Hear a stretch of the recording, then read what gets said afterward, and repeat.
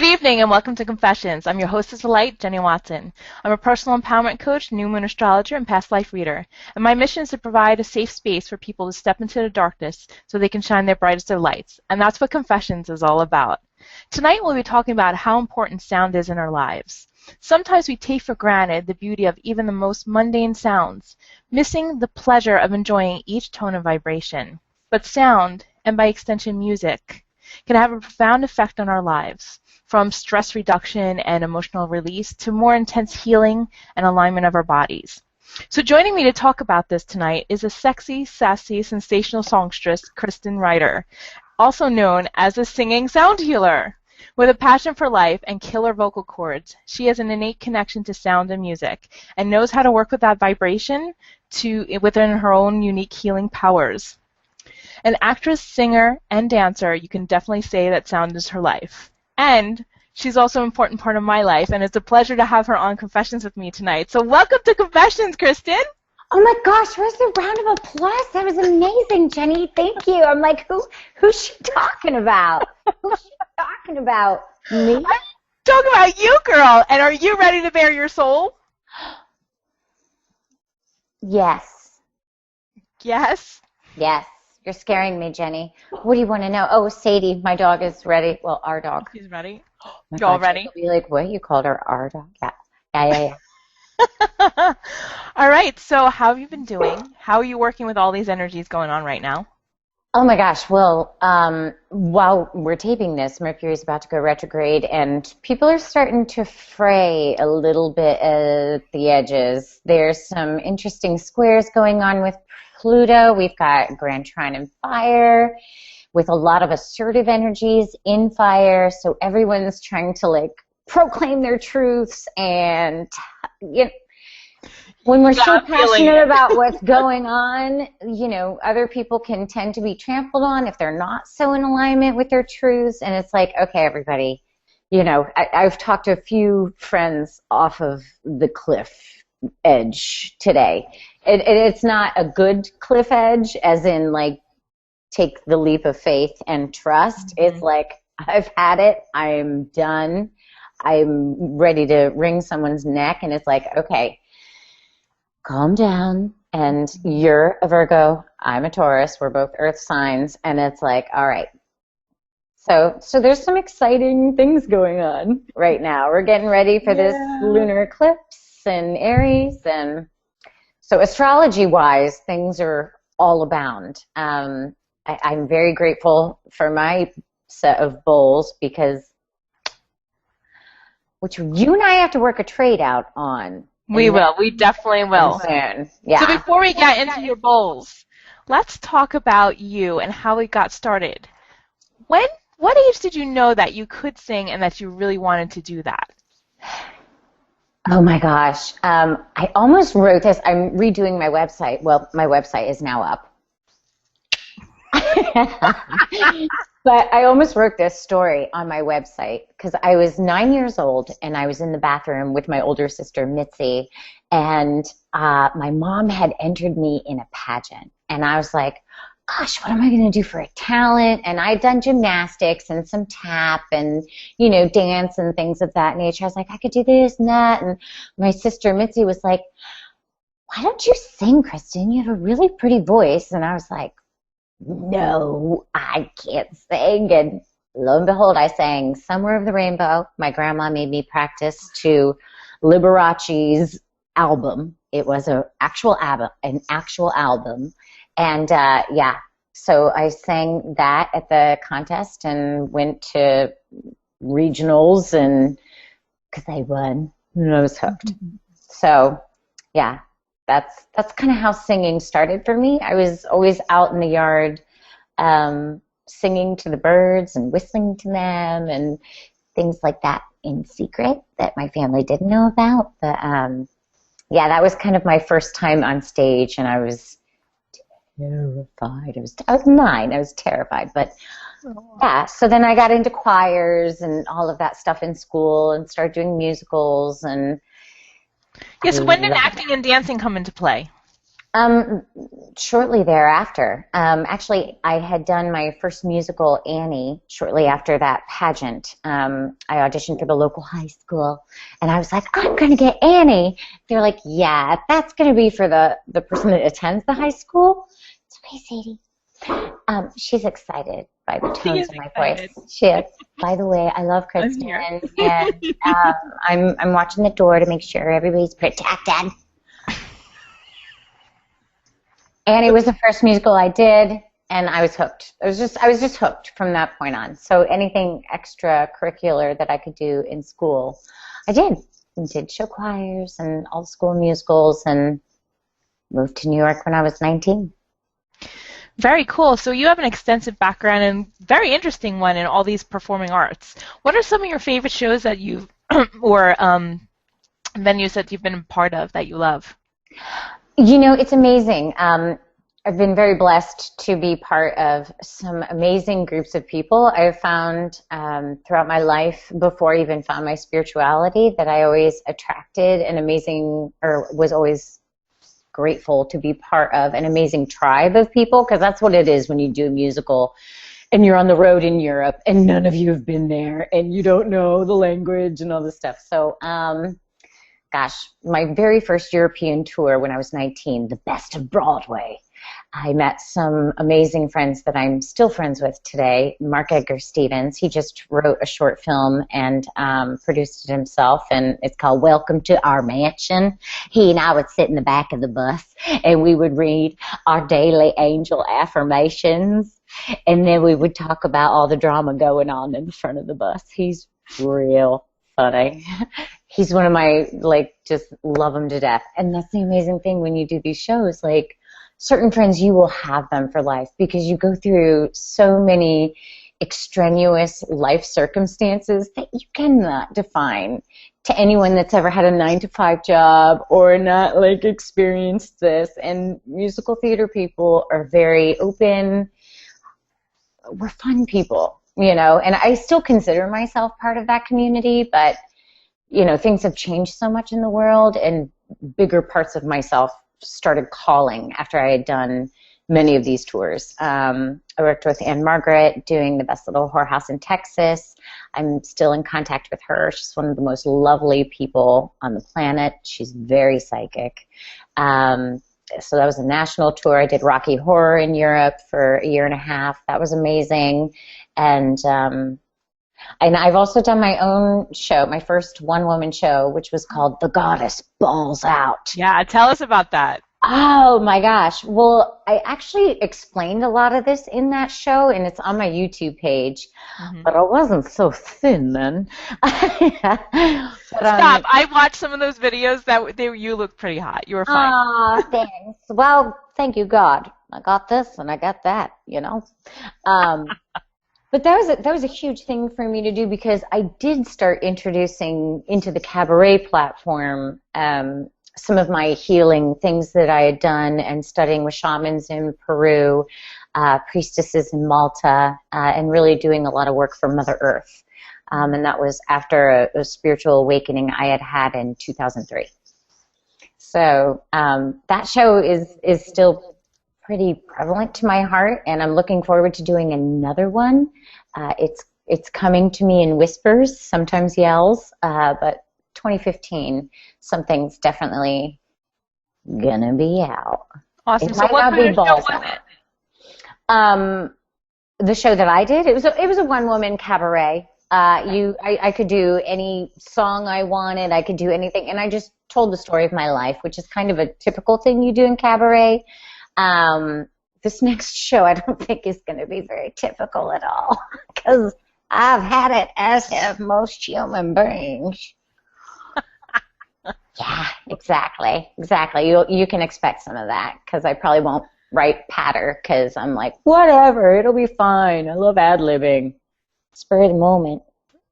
Yeah, you are very improv, and you're hilarious in the videos that I caught. Hysterical. It's so natural, and I think you just have this natural, vibrant, positive energy to you that people gravitate towards. And I think when you do healing, or even when you talk to people, they feel naturally comfortable with you.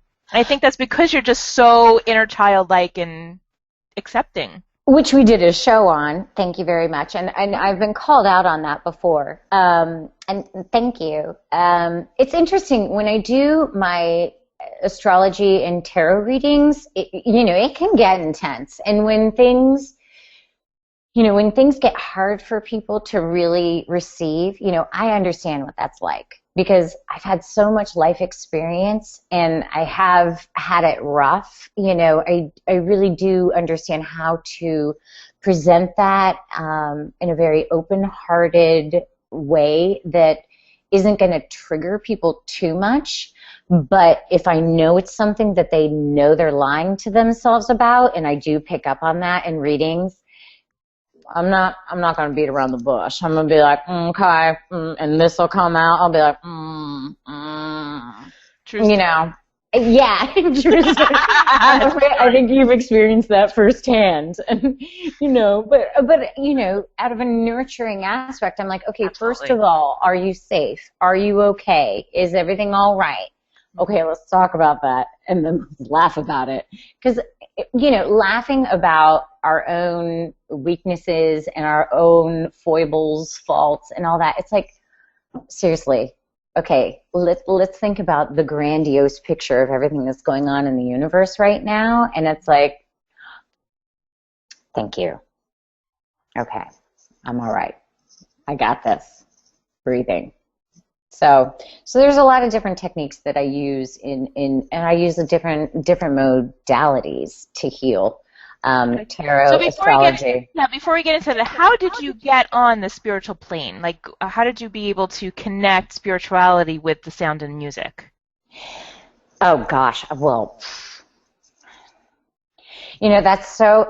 I taught a voice, heal your body with your voice class in LA many moons ago. This was before I started performing again with Disney, actually. And I taught this class. And after this class, I left and I was like, oh my gosh, this is way bigger than me. I don't know what I'm doing. I want to be paid a lot of money to tell me what to say, where to say it, how to say it, when to say it. Boy, did I get that with Disney. Not 1.5.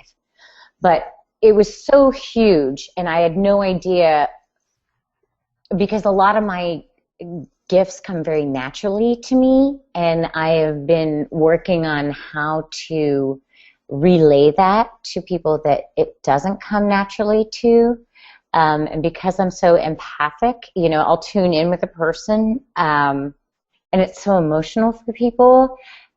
I find when I get into deep work with the voice and sound, it's more beneficial for me to do this kind of work with people one-on-one.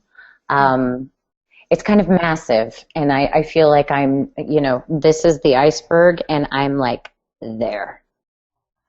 Can you see that? Yeah. I can totally see that. Yeah, so it's something that I feel like I am always going to be uncovering for the rest of my life.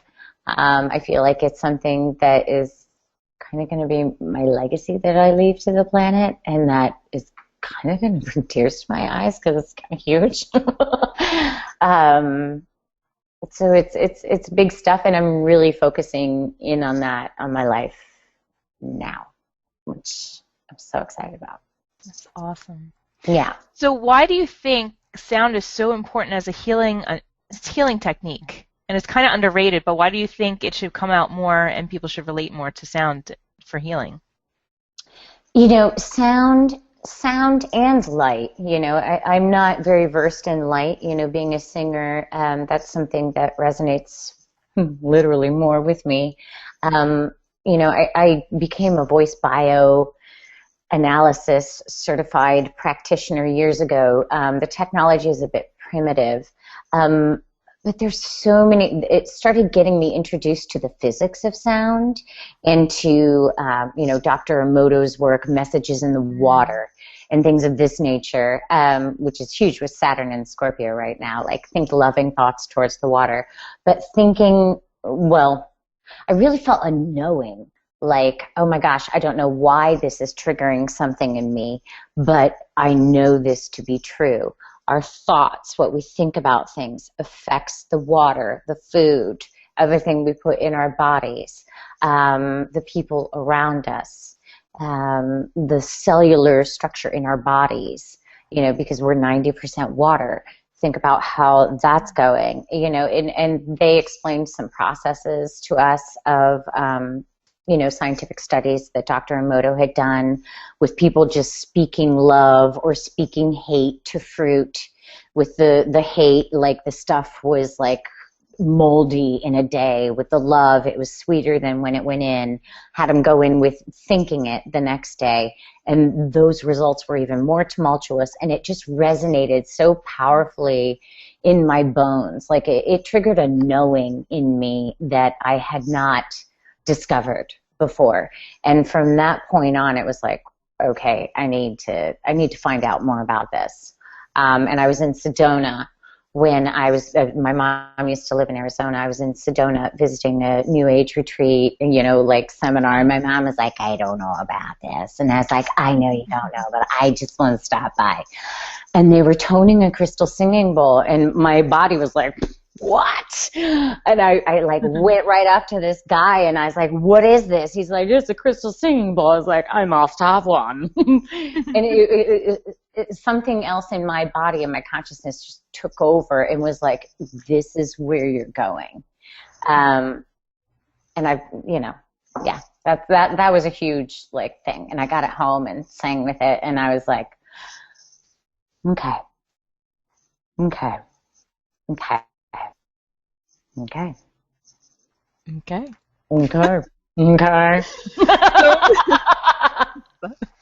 I adore you. So talk to us a little bit about how you use the crystal singing bowls and other techniques in your healing. Okay. So I've been using different sounds and things for years, rattles. I'm not necessarily like a rhythmic person, but drumming gets people grounded. I'll use crystals, I'll use rocks, lay them in the room, set the space. And I just recently got my own healer's chakra healing set of crystal singing bowls. I don't think I have any words to describe their power, their majesty, and their effects. I'm still experiencing their effects myself. Actually, Jake and I just traded and worked on each other last week, and the emotional release that comes out and that I've experienced other people have with them, people that are very mind-oriented and that don't understand about healing of these kind of techniques at all. It just, something in them, it stops. It just makes them stop, which is the first thing anyone can ask in any kind of receiving healing. Just stop. Stop the programming, stop this, just receive. And from there, it depends person to person. So, it can get very deep, it can get very emotional, huge rebirths on levels. I am very psychic. I don't know why I have a problem calling myself psychic, because I know I am. I believe we all are psychic, but I'm like, don't call me that because I'm not psychic. I'm going to tell you what happens in the next anything. Because we're all writing our stories as far as I'm concerned right now. We're all writing the new earth right now. So, I'm so present in the moment with people. It just depends on what comes up, what they need, and how best I can provide a safe environment to, for them to let that go. Awesome. And you're also working on a a series of chakra sessions. My alliteration issues. The chat I have is, I know, Mercury's going off. Yeah. It's an 8 chakra set, chakra bowl, and certain bowls align with certain astrological signs. But I sing with them too. If I see a shift happening in the person and I feel something happening, I'll insert a different tone. you've listened to my sound healing CD, Beyond Illusion. You know, like sometimes it's dissonant and it is not comfortable, and that is on purpose. It's like, no, get out, get out, get out. So it becomes kind of a soul surgery at points. So that can come up in sessions. But yes, I have an 8-week session for people that are very committed to this and really are looking for a huge rebirth in their lives. Like, it's like, oh my gosh, I can't get out of bed. You know, people that are depressed, this, that. It's a huge it's a vibrational shift. I don't know how else to call it. Because vibration is everything in our universe. Everything has a particular resonance. So if you're happy, that resonance is going to be way up here. If you're thinking heavy or, you know, depressive thoughts, that's into the bottom. So it's like, where do you want to be? You know, and it works with, you know, we start with the root, and it goes all the way to the 8th chakra, which is our thymus gland, which everyone's opening up to, and ultimately we're reenacting our 12 helix of DNA. So it's intense, deep work, and it's an hour session for each bowl. So that's the 8-week session, and it shifted me big time this summer, and it shifted my boyfriend too. And our dog too. She's so cute. But it was intense. Weeks were hard, you know. It's like, I'm not gonna lie about it. Like, there were certain times it was like, it was uncomfortable. It's not gonna be comfortable. You know, we all have to face our fears, and we all have to put in the work to make this a better place, you know? It's like, I still have the trash in the creek from other people that I got to go in and clean out from this flood. And I'm like, oh, it's not mine, and I just cleaned this all up. Who's going to do it? The fish? You know, that's not fair to them. You know, it's not fair to the fish. So... So where could people find these services and your CD Beyond Illusions? Where can they find you? They can find me on Facebook. Please become a fan of mine at Kristin Reitter with the goddess sign, and KristinReitter.com. Awesome. Now we're up to the point in the show where it's confession time. And this is a point in the show where we talk about struggles and challenges that we've been through and how we broke through it to step into the darkness to shine our lights. And I find that it's very helpful for people who can relate. So, Kristin, do you have some kind of story you can share with us tonight? I'm like, which one do you want to know? Okay, I'm going to be flat out on. You know, like so many women in my life, I'm a woman. You know, for so many years, I was looking for and hoping for this amazing man that people were seeing in psychic readings and this and that. And, you know, it took like 10 years for him to manifest. And, you know, I got so hard on myself in that process. And I met him a little over a year ago. We just had our 1-year anniversary. So first of all, I want to say, don't you girls ever give up hope. Aww. It's going to happen. But I didn't realize all of the shit that I had to face in myself, and my, you know, was lying to myself. I was totally in illusion about many things. And I'm a hard worker. And I want someone to stand by my side and to challenge me. And I've gotten all of that this last year. Oh my God. I had no idea, because I've been such an independent woman for so long. And it's been scary and hard and challenging. And I wouldn't trade any of that for the world. I'm so grateful and so happy and so in love. Aww. So I have to say that's the most recent juicy juice up for me. Perfect. So what advice would you give to people struggling out there with that issue and either struggling trying to find someone or struggling with giving up the independence to not give up the independence but try to co-create instead. You know, it's to try and co-create. That is what it's about. It's like, okay, wow, okay, in order for this to happen, I am already not who I used to be. You know, and there are compromises that do need to happen on both parts. So really first and foremost, be honest with yourself. Be honest with yourself, dead honest. That's the work, like being dead honest. Is this absolutely right for me, or am I dreaming? Am I projecting onto this person what I want this person to be? You know, it's like, okay, what is really in alignment with me? And really hunker in there and don't stop until you see an old root in your energy field come out and you have planted a new seed.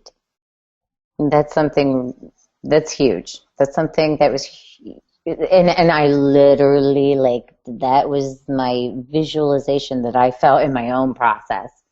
I don't know if it's going to be that, but I love there so much, and I love plants and all that stuff. So, but being dead honest with yourself, you know, don't kid yourself, because if you're kidding yourself,